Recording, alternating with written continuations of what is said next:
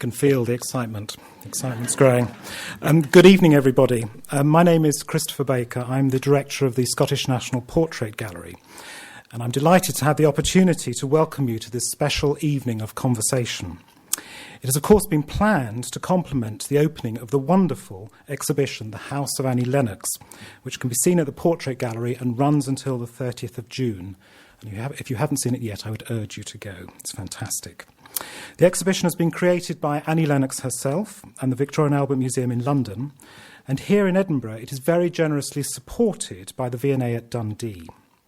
It features photographs, costumes and film and provides an inspiring survey of Annie Lennox's outstanding career as a songwriter, singer and icon of fashion. We are so pleased to be hosting this show and to be welcoming Annie Lennox to the National Galleries of Scotland. Tonight, she has very kindly agreed to be interviewed by and discuss her career with the distinguished broadcaster and journalist Muriel Gray.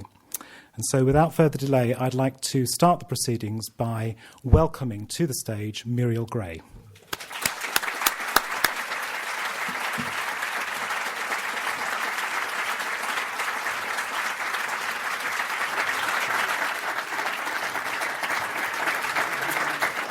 Well, thank you very much for that lovely introduction. It would be out of all scale to introduce you to the person that we're going to have the privilege of sharing the next hour of conversation with as one of Scotland's greatest, because after a career spanning 3 decades of the most exquisite and unique performing talent, of a career that continually changes and expands and moves on, as in still doing wonderful things now, our guest is one of the world's greatest artists, not just Scotland's. So it gives me enormous honour to welcome to stage the wonderful Annie Lennox.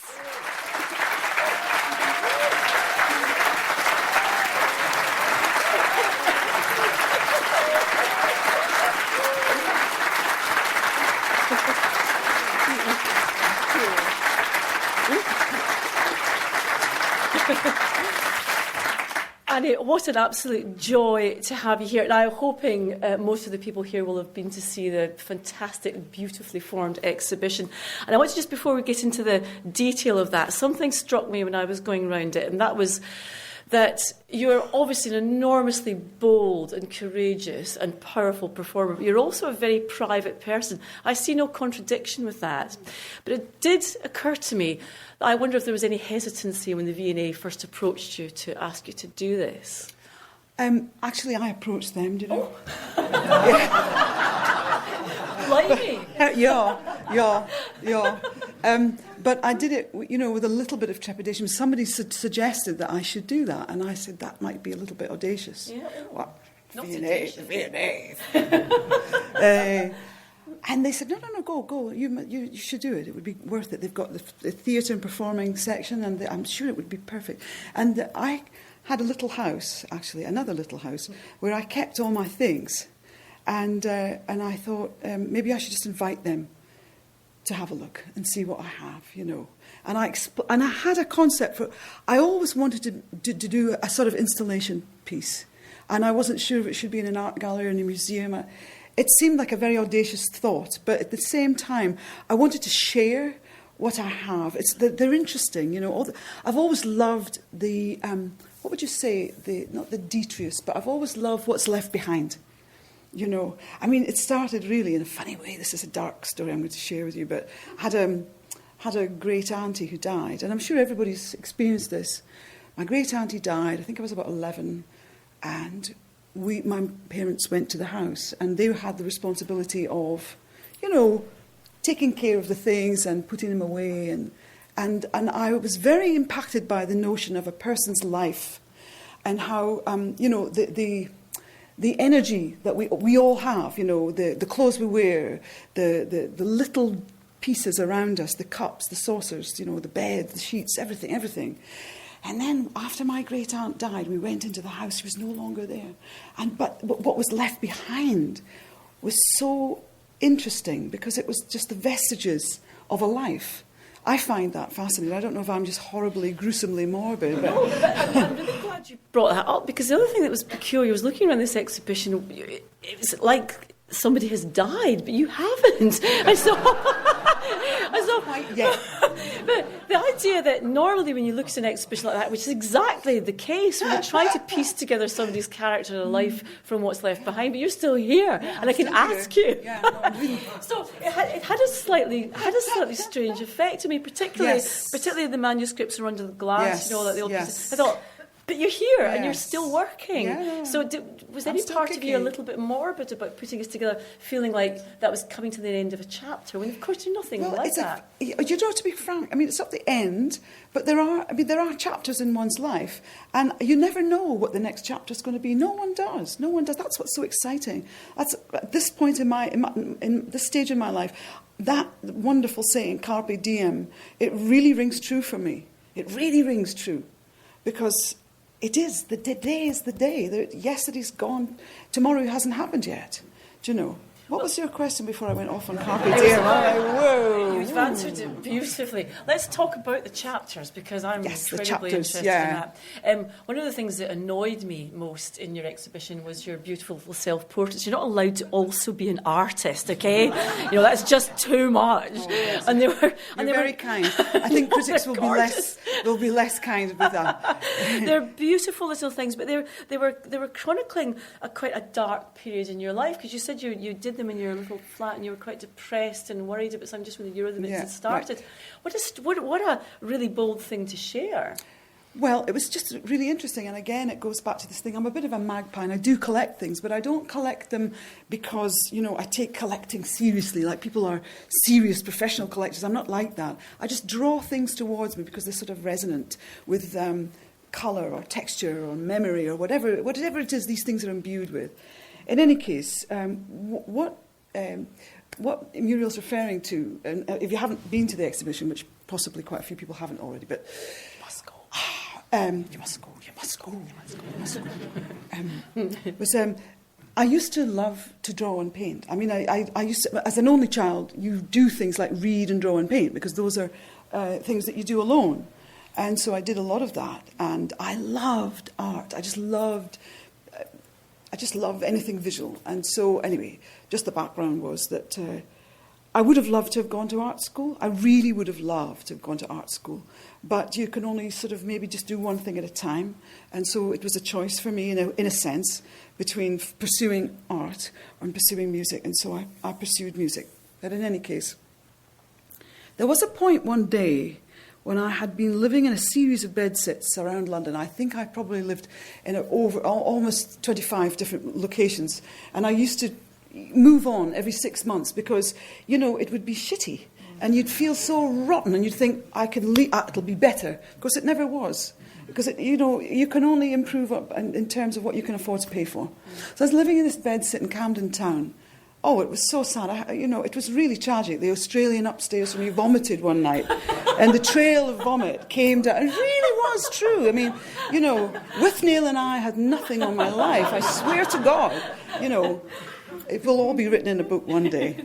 But in any case, there was one really particularly lonely, cold Saturday afternoon, and I was terribly unhappy, and I was just on the verge of thinking it was time to head back to Scotland with my veritable tail between my legs.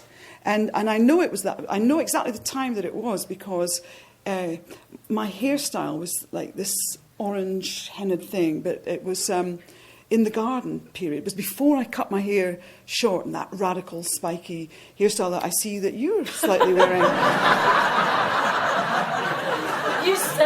You said you weren't going to mention that. I had to. I admitted to No, but we will talk hairstyles tonight. God, obviously. Annie Lennox's ugly twin, that's how I would describe it. Oh, no. Anyway, back to the portraits. Oh, no, I wish I had... Oh, no. That's not right. You should see her svelte figure. Oh, come on, get on with it. And she's going to run a marathon. Really? This girl... So, I'm not having that. Come on. And anyway, beauty's in the eye of the beholder, and it's about within. And never mind. And so, let's get back on. Back on track. So there I was. Oh, I was really unhappy. And I was doing these self-portraits. And I got so caught up in it that I ended up doing a series of about 6, one after the other, after the other. It was just a process I was doing. And anyway, no one ever saw them.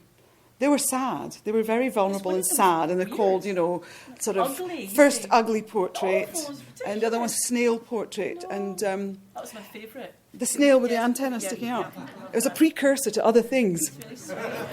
But anyway, just to say, so it is interesting because it's about those portraits in a way. Looking back at them, they are vulnerable and they are very exposing, and they are about, in a sense, how we see ourselves. And every woman in the planet, you can tell them a really nice compliment and they won't take it, you know, unless they're really sort of incredibly vain. I mean, point taken. But but what I'm saying is that within all women, there is, and including myself, there is a part that looks incredibly critically at the knees, at the belly, at the hair, at the, you know, and there's never anything that women tend to accept about themselves. And so in a way, I was kind of like going there. I was going there and was presenting a mirrored reflection about how I felt about myself, you know. And in any case, to cut to the quick, on the day that Julie came from the National Portrait Gallery to see me, I was telling her about how I was this magpie person. You've heard this one before, and I accumulate things, and they're interesting. They have a kind of sentimental value. They're very resonant with memory, etc., etc. And I was saying, well, the exhibition at the V&A originally came about because I just kept things, and when I showed it to the people from the museum, they understood. They said, "This is really interesting." Actually, they get very excited. They did actually, which was well. I was kind of like, "Jesus, I can't believe it." There you go. And I said, you know, the way that things came about was like, well, look. And I said, look, and I had a shelf, and I said, I've got things on the shelf that no one's ever seen. So I pulled some stuff out, and then I said, oh, and I've got these portraits. I said, I did these self-portraits years ago. No one's ever seen them. And she sort of looked at me. She's from the National Portrait Gallery. And I said, oh, you must think I'm trying to... I said, I'm not trying. I'm not too sorry. I said, I don't expect you to put these in that. So they're there. Right. They're there. They're brilliant. I've just noticed after that nice man presentation, this is not working behind us. Isn't it? No, it's not. It's just on our our screen. screen. No one's there. That's it. It's now working. Ooh. Good. Sorry, you should have been seeing lovely images, and of course I just noticed eagle eye detail. Yes. We're sticklers for it. We're sticklers for detail. What you were saying about art school is no surprise, because you've not just been an amazing performer and musician. You've made yourself, or you certainly made yourself over the years, into a piece of performance art. Now, interestingly enough, now that's quite a crowded field. You know, Lady Gaga and various people. Not then. Not then. No, seriously, you were one of the absolute forerunners, because not then at all. It was bizarre. It frightened some people. It certainly frightened a lot of men. They couldn't get a handle on it.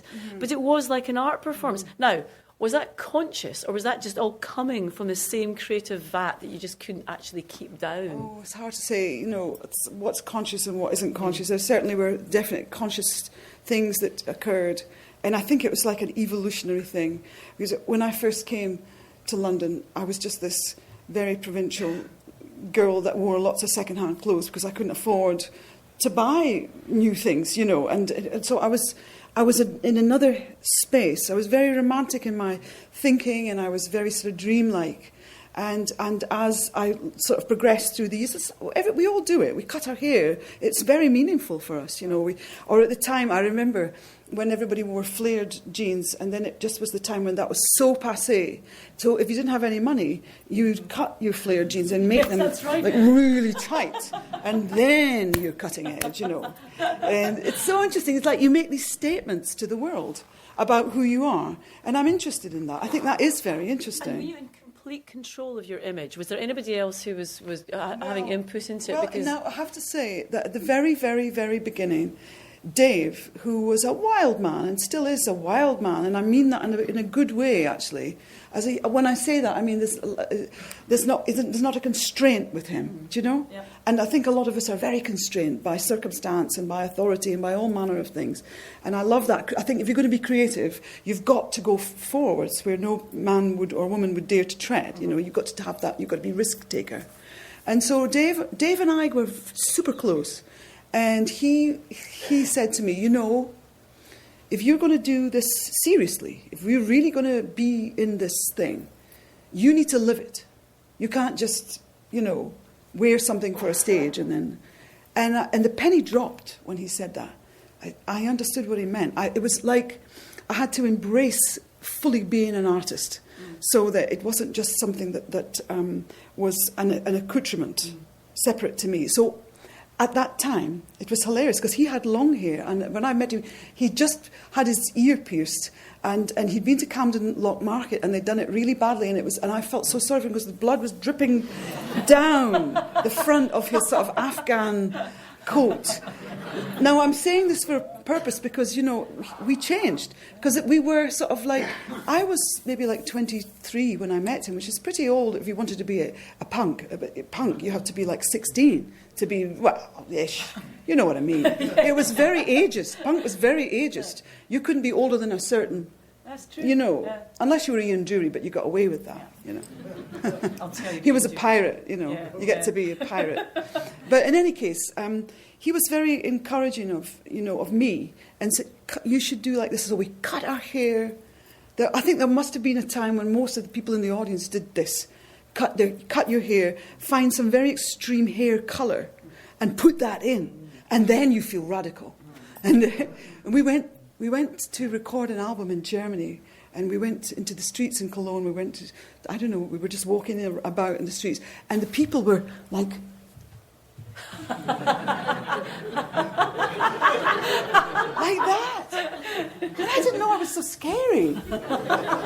Well, I saw you first when you were in the Tourists. You probably won't remember this. You were actually being supported or supporting the Exploited. Do you remember that gig upstairs in the Playhouse?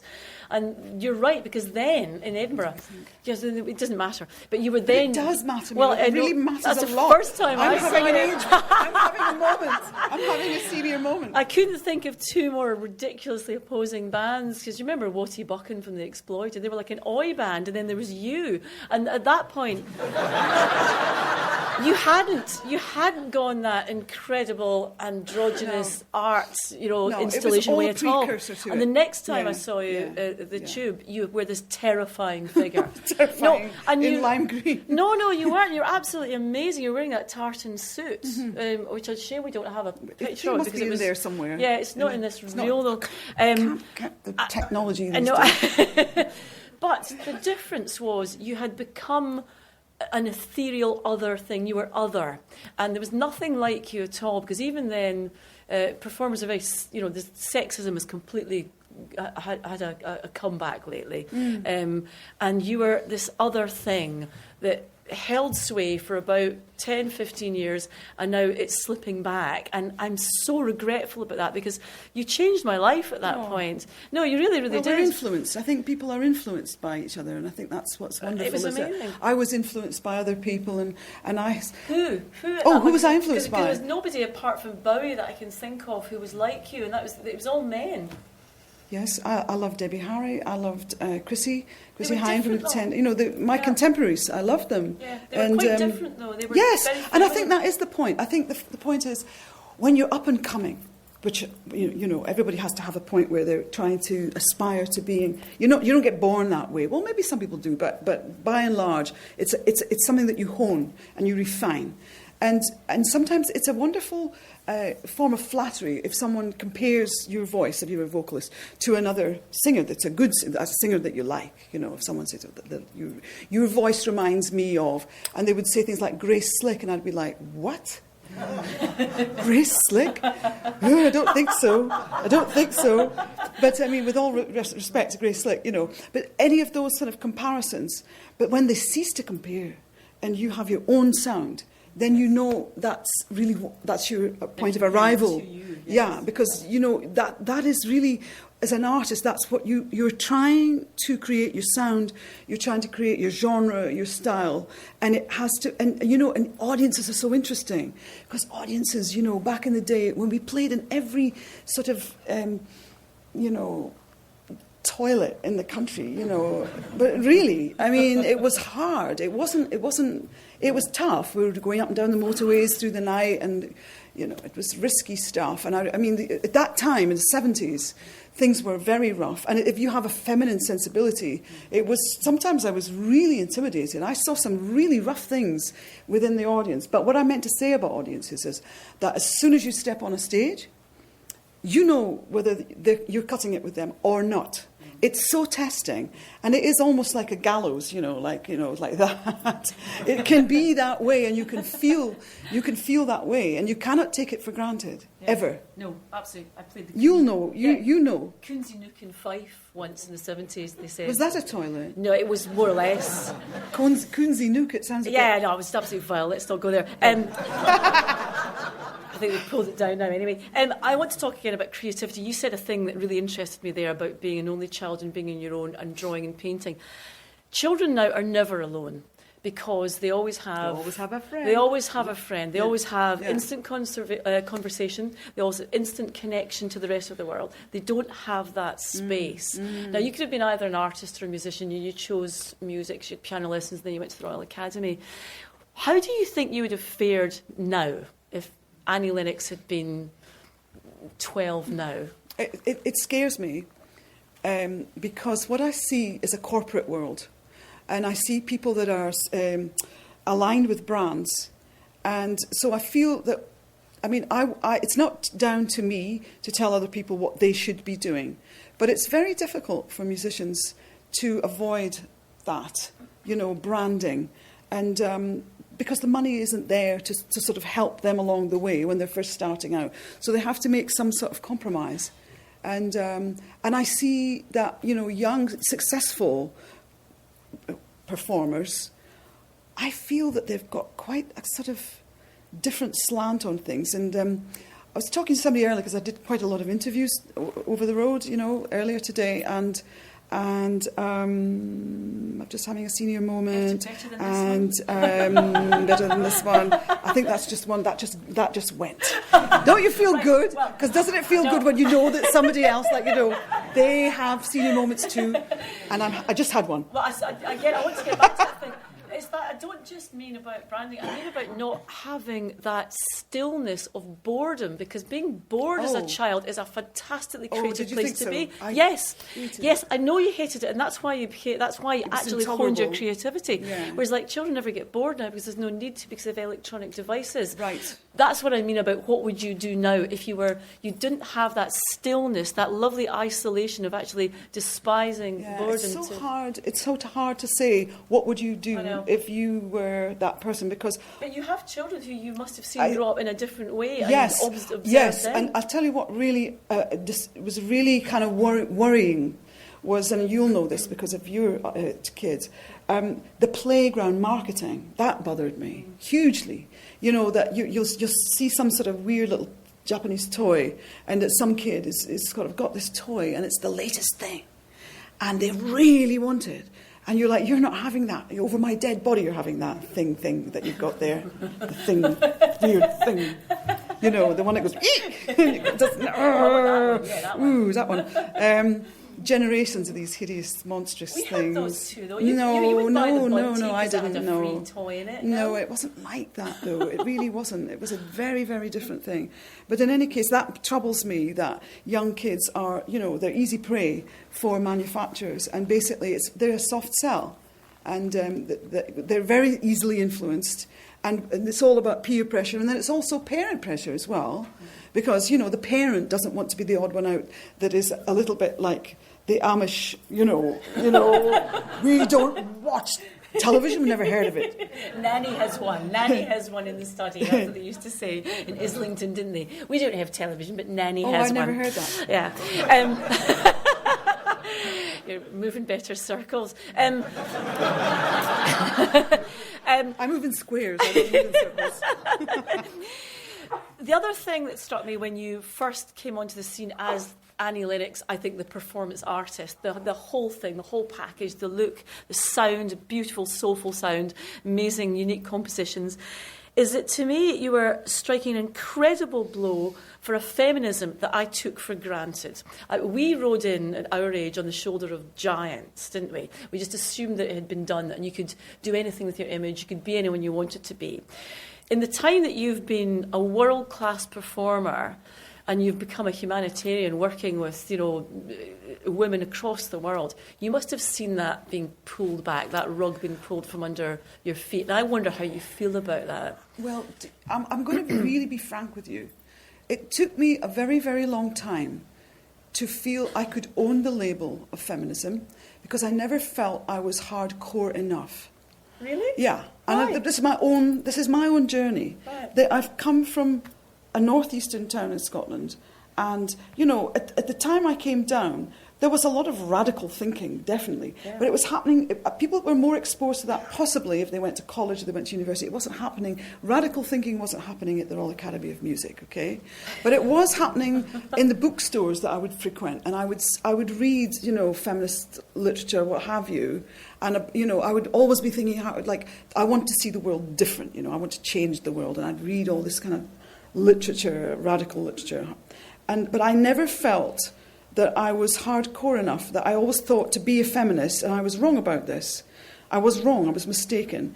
That you, in a way, that you had to cast all the fripperies of femininity aside. That I did think that lipstick was a betrayal, and I did think that high heels were a betrayal. And the trouble was that the girly part of me really liked those things. And I'm being really frank, because I'm sure there's people that will identify with this. That you did feel you had to be, I thought you had to be really hardcore, and you didn't have to care about men, and you had to be, tough, which is a misnomer. It's a nonsense. It's an absolute nonsense. And I loved Green and Common Women, and I thought they were so brave, and the fact that they sacrificed their time and their sort of family life, because a lot of them had kids and stuff, to be out there, and they were so maligned for protesting against nuclear reactors. I mean, it was very cruel. And well, feminism, don't get me started. Well, but you see, you've astonished me, because what you've described is the way that you were. You were completely a feminist, but wore amazing clothes and, looked like this. And I was doing it in my own way. I know, though. but you had no idea the idiosyncratic. effect it was having. The effect it was having was people were thinking, we can do anything. We can do anything. Well, I don't know that, because that's, whatever people think of you. I mean, as an artist, you will read reviews. And they're not always nice. You put your head above the parapet, you will get all the flack will come back at you, as well as the lovely compliments. And you've said some beautiful things about me, and I thank you for that. But you have to always remember that it's a leveller. To be well known, to put yourself out there in one form or medium or another, you have to accept that some people are going to love you and some people are just going to think you're the worst thing ever. So, I mean, it's a weird one. It's like you have to find a way where you're okay with yourself. And so what I did, and Dave and I did when we were Eurythmics, was we just belonged to each other.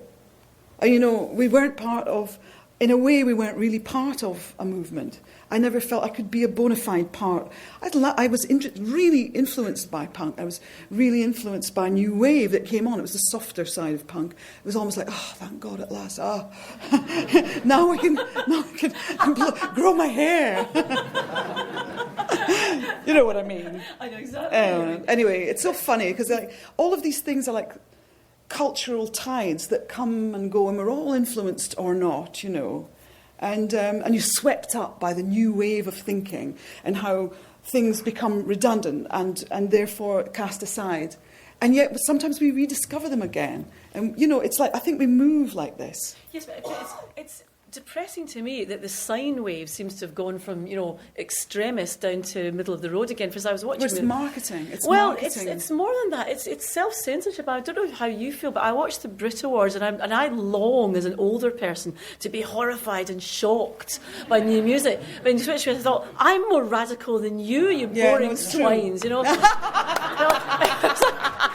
was like looped music.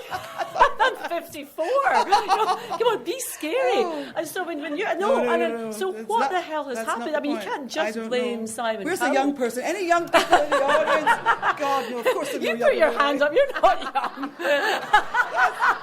He thinks he's a young person. It's relative. We all think we're young people. Oh. But you see my point. I mean, you want the next generation to tear it down, to just tear it down and start again. I mean, they should be terrifying us. But I feel that that's not happening now. I just wonder how you feel about that, since you were part of the generation that did try to tear it down. I was trying to look for some sort of something genuine, That was really what I was looking for. I was looking for an authenticity. I was looking for a form of expression about how I felt, and in my own particular idiosyncratic way. And when I see, it's weird. It's like I don't listen to music. I didn't watch the Brits. It has nothing to do with me. Yeah. No, seriously. Yeah. When I turned 40, it was an interesting thing. I wasn't living here. I was living in Mallorca for a year, actually. I went to live in Mallorca. I had a quiet life, had little babies. And one day we have to go down a mountain to go into the town. And I always like to, have a little wander in the town and go into the clothes shops and sort of see what there is going on. And I went into these clothes shops and I was like, I'm not young anymore. I can't wear these clothes. It's sort of told, but not in a bad way. It was like, instead of feeling that I'm not good enough to be young because I'm older, it was like, I'm beyond this. I've outgrown this. Right. I've outgrown this, which is a really encouraging way of thinking about it, because most of it was the society is so ageist, and I've been ageist in my time. Obviously, you're young and you look at people that are over the age of 40, what have you, and you think they're past it. And I mean, I think we should move on. Well, then you sort of say. You're talking a lot about, finding a unique voice. And I'm really interested in what it is throughout your career that you've been trying to articulate, because you can articulate it in different ways. You can articulate it visually, musically, artistically.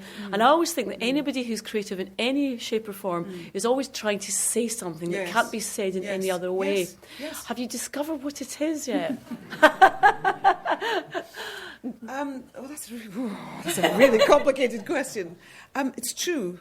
I did have this burdensome, burgeoning feeling all the time, because I was kind of trying to make sense of everything.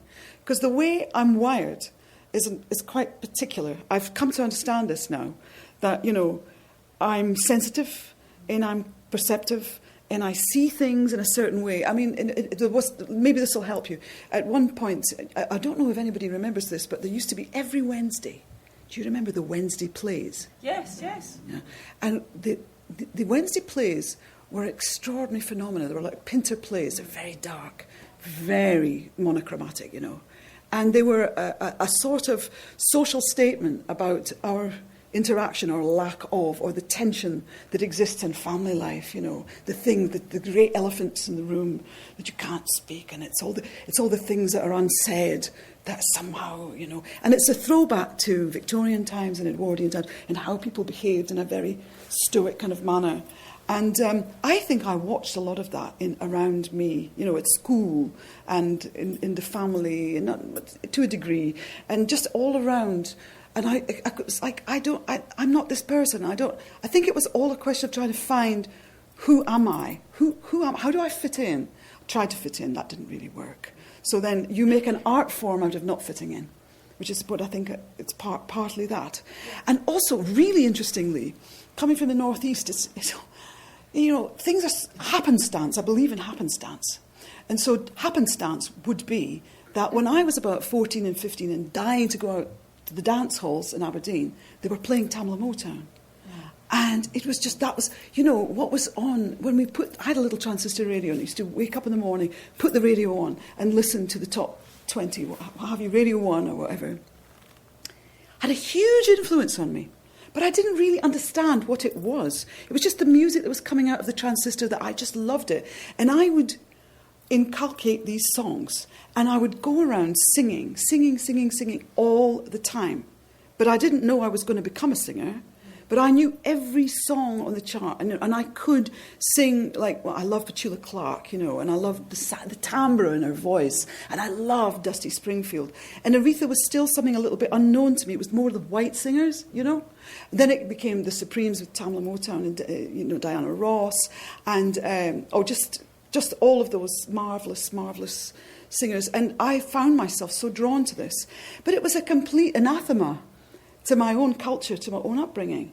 And also that thing about colour, that I'm a white-skinned person and there are black-skinned people who are making this music, and yet it's in my soul. I felt so connected to it. And that's the beauty of music, that music transcends all these distinctions and boundaries, and it really connects people in a particular, almost ecstatic way. Because at that time growing up, there'd been absolutely zero racial diversity in Aberdeen. There was none. There was none. Still the same, almost. No, but then nothing. Yeah, it's true. Just turned heads in the street. It's absolutely true. Yes. And as a matter of fact, I have a funny little story. It's just so peculiar.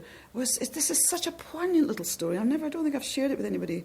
When I was very, very young, there was an Indian door-to-door salesman wearing a turban that showed up on the estate where my grandparents lived, on the street. And you know how, like drums, the message came through, like there's a manny at the end of the street, and it built up. But he was coming up the street to sell things, and by the time he got to the door, I was almost hysterical with fear. So that was kind of. Isn't that odd? Yeah, because it's so radically different. Yeah, absolutely. Yeah, back in the 50s. And talking about age-appropriate things, like realising that you might have grown out of a particular love, say, of clothes or that. Yes. What about the fact that you're an incredible stickler visually for detail? You have an astonishing artistic sense. Have you ever considered the next part of your life, maybe even directing, doing something it's not appropriate anymore to explore one's sexuality in your 50s? I want someone not to tell Madonna that. Why not? Because... well, unless... That's a very good question. Why not? No. No, you've seen Madonna. No, it's not appropriate. But there's lots of other things to explore, and that only come with the wisdom and the experience of having had an artistic career that spans that level of years. Have you considered directing? Have you considered any other type of art form that might express the same thing? Well, I love taking photographs, but I don't consider myself to be a photographer per se. But I take photographs. I take them on my iPhone. It sounds really. No, I've seen them on your website. But I just love it. I love it. I'm able, because I'm not a technician, I'm actually a technophobe.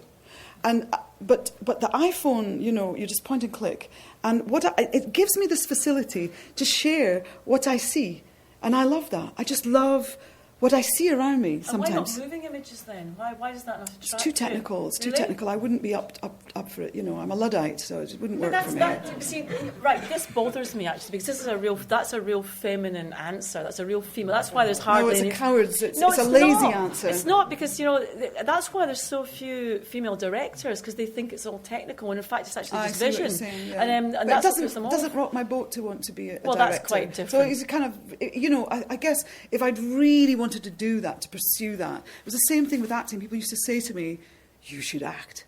And it's quite a different skill. But it's such a different skill. And I realised that, and it wasn't like I want to spin so many plates and do so many things. That wasn't the point. I was very, very satisfied with writing songs, recording songs, performing songs, making videos, having these concepts for sort of characters and personas. That really was, in a creative sense, very fulfilling. Now it's so simple. It's like as if there've been a lot of what you call those hurdles, and I've been through many. Motherhood changed me hugely. In what way? Oh, in every way. I mean, considering that I am an only child, so I never had an experience of brothers and sisters, and so having a child, is the moment when you. There's my child. There's my little one. Oh, there, wow. She's in that. Belly there. Which I was 7 months pregnant when I. Oh no. She was just about to emerge. Yes, fullness. Correct. Well observed. Sorry. That's all right. We'll move on swiftly, shall we? Having a child. Having a child, you know, of course, you know, suddenly you are responsible for and it's a sacred thing. And I say that I think if you can say sacred without making it religious, that's how I'm saying it. You know, I'm saying it's so precious, it's so extraordinary that you take stock of everything that has ever happened before, and you see that life is a miracle, an absolute miracle, and that you're awed by that. You're awed by the process of birth and delivery, and it's something so miraculous. And so that had a huge impact on me. So the switch that came over you that's changed you, perhaps, and this might be presumptuous because maybe there was no change at all, maybe it was just kept more private. When you were being solipsistic, if you like, remember that word? Do you know what solipsistic means?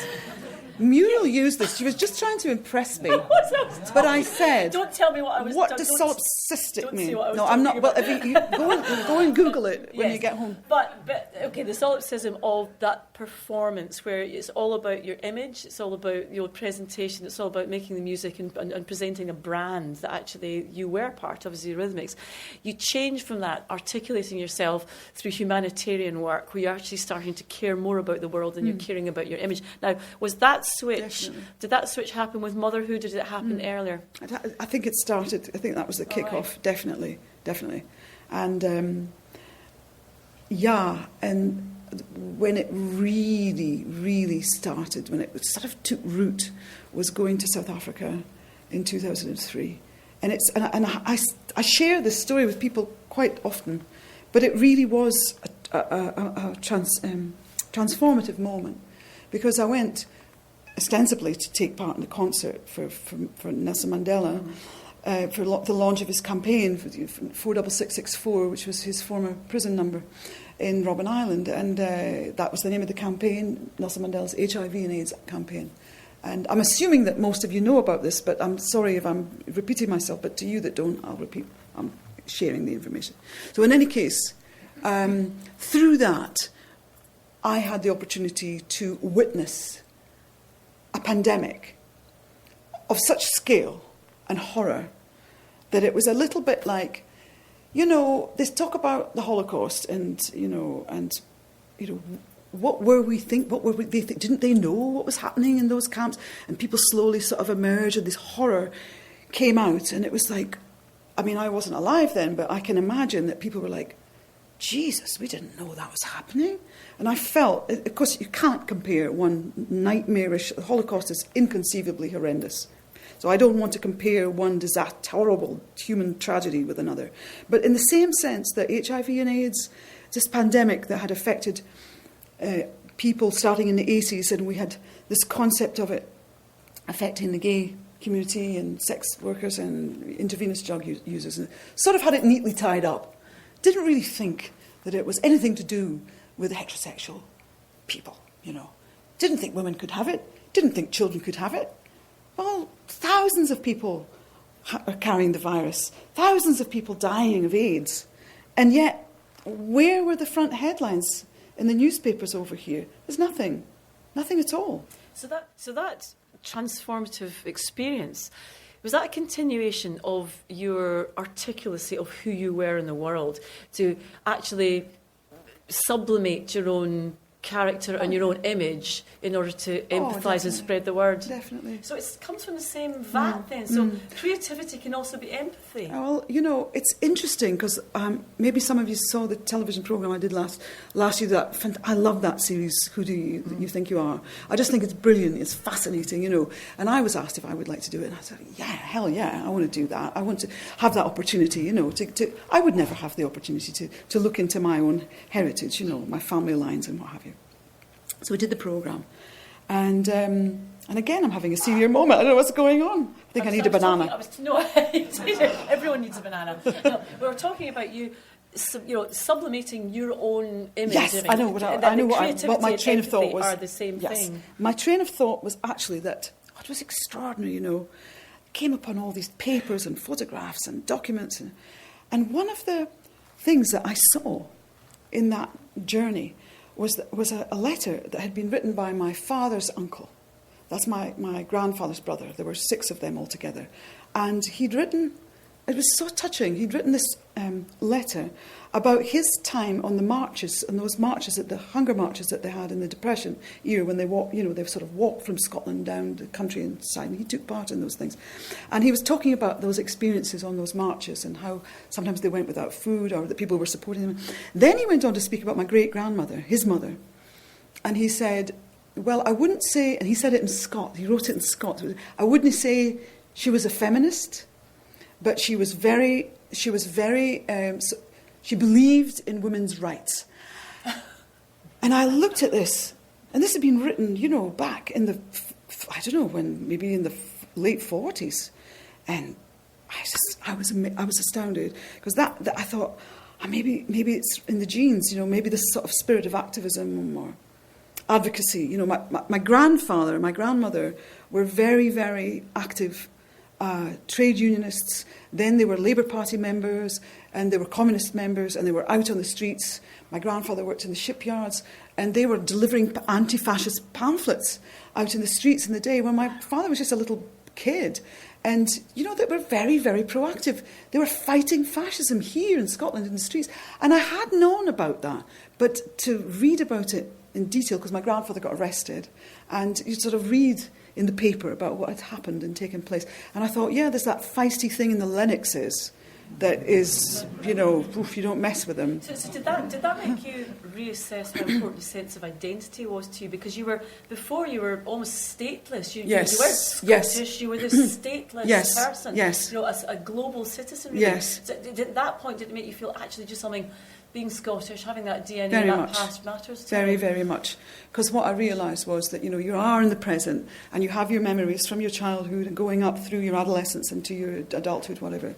But the thing that you don't know, the resonance that you don't have any knowledge about, is this incredible line of ancestry that goes back forever.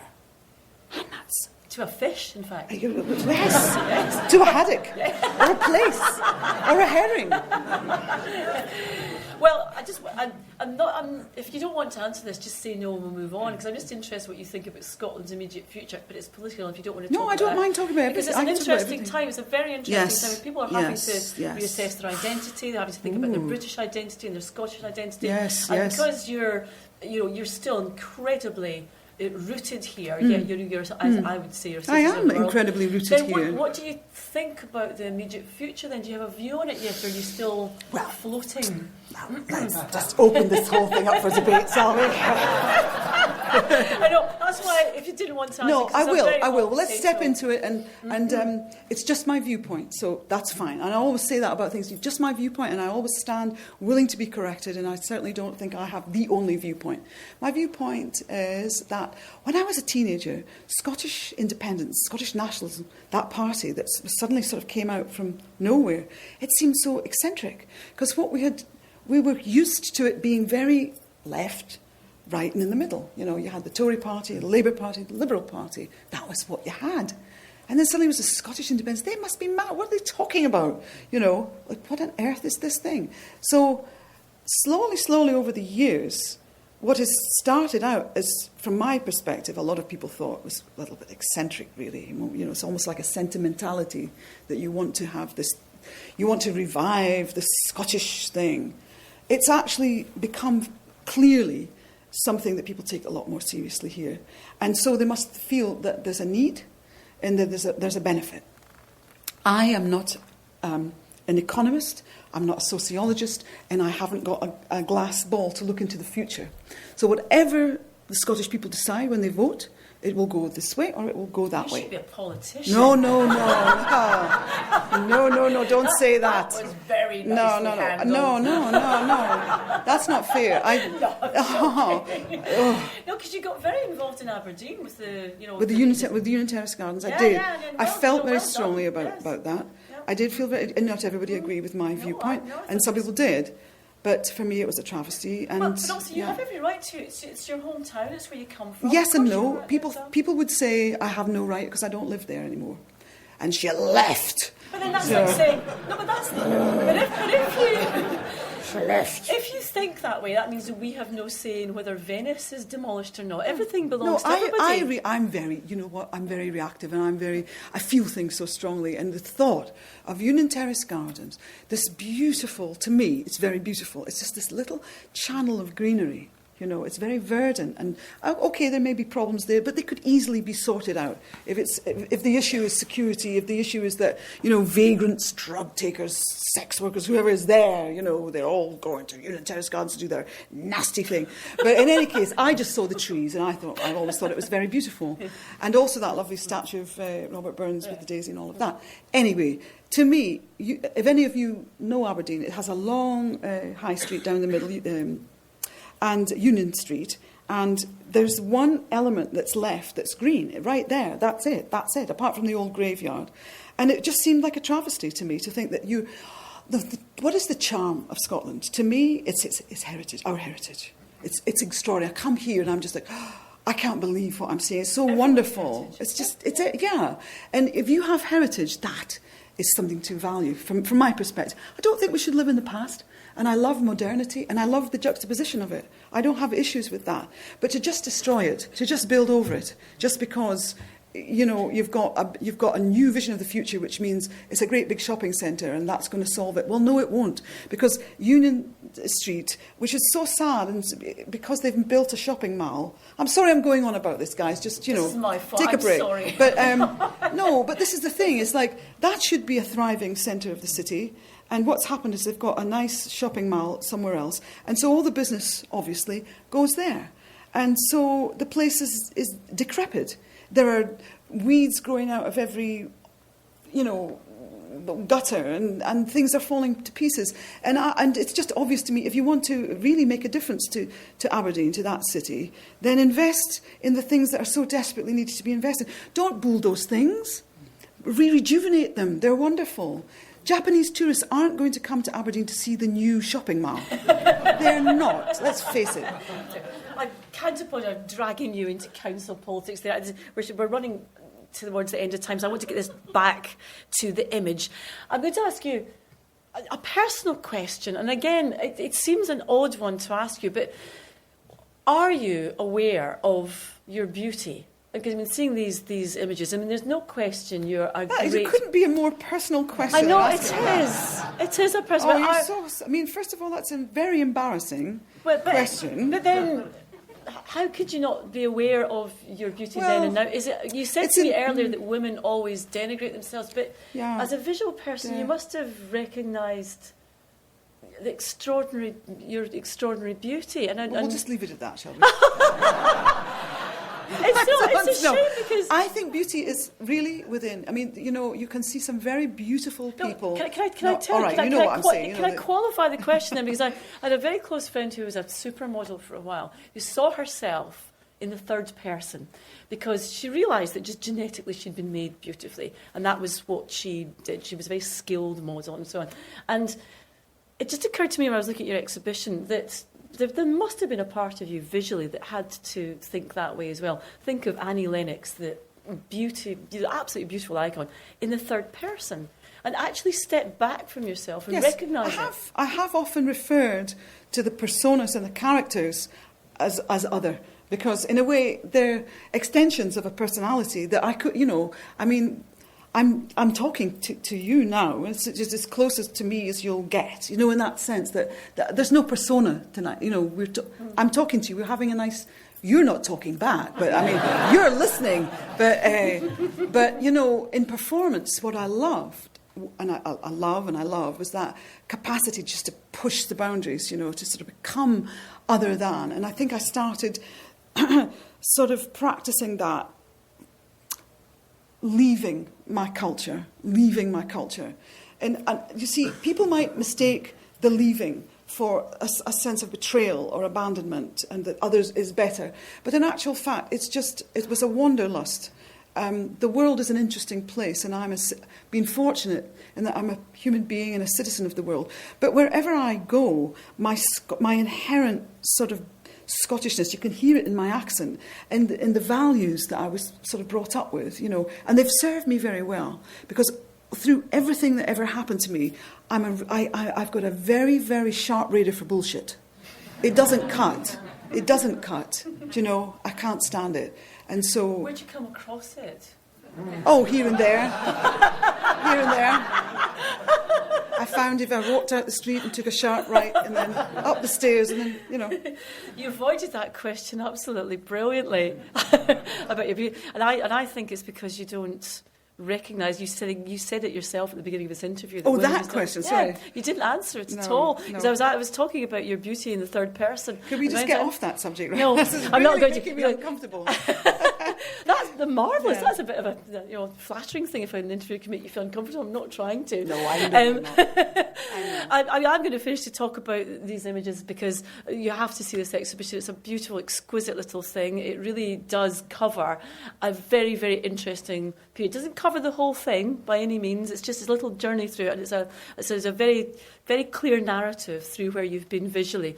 And do you think that, say, in a few years' time, because this stops at a very particular point in your career, do you think there's room for another exhibition that can chronicle the next, say, the next 2 decades, say, the ones that have been in images? I feel that I've been so privileged and fortunate to have had a life that I could sort of be the creator of it in the act of creating music and so on. So in a way, it wasn't that I had to answer to someone else. You know, I was my own person in a lot of ways. I had a lot of freedom, and I have a lot of freedom to do or not to do, or to write or to paint or to, you know. I think it's very important that people find that whatever life you lead, that there's something intrinsically is yours. It's not doesn't belong to anybody else, and you're inherently there's some sense of belonging to yourself, belonging to where you are, and to be able to have this sort of peace within yourself. I think that really ultimately, if I've learned anything over the years, is what really counts to me is a sense of well-being and a sense of sort of purpose, and that if you talk about stuff, that you walk it, that you don't, that there's not a disjunct between what you say and what you do and what you believe in. And I'm not the oracle, and I'm certainly not wise particularly, but I've just been fortunate that I've had a platform and I've had a means to express myself. And I'm an odd person, and odd people need platforms and a means to express themselves, otherwise they go a little bit slightly strained. Well, make sure you keep everything, so you archive everything else, so we can have a good another idea. round. Yes. And I'm going to finish by embarrassing you by saying I think you are both beautiful on the outside and very much on the inside. Ladies and gentlemen, the wonderful Annie Lennox. Thank you.